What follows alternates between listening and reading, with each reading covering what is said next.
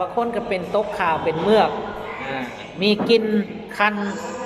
ตกขาวเป็นน้ำข้นเป็นคือแป้งเนาะก็มีเป็นเหลืองสีข้นสีเทาสีเขียวอ่า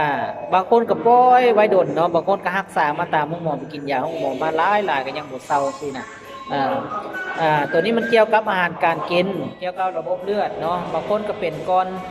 ถือผ้าบางคนก็เป็นหลังคลอดลูกก็มีเนาะสำหรับวัยรุ่นเนาะวัยรุ่นผู้หญิงก็เป็นหลายเนาะก็มี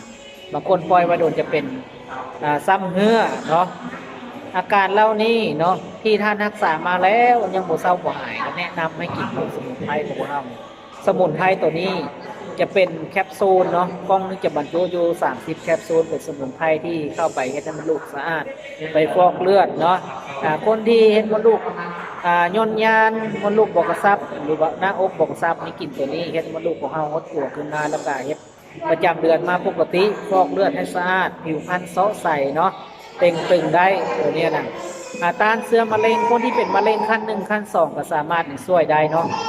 ตัวนี้เรามีวิธีดูแลลูกค้าเนาะสำหรับคนที่มีปัญหาเกี่ยวกับเพราะว่าตกขาวแห้งซ้ำใดเนาะบ่มีกินบางคนก็บ่มีกินบางคนก็ขั้น2คลอดบางคนก็เป็นหุ่นหอนไก่ตามมาก็มีปล่อยไว้ดนบ่ได้ตัวนี้เนาะหีบรักษาเลยเนาะ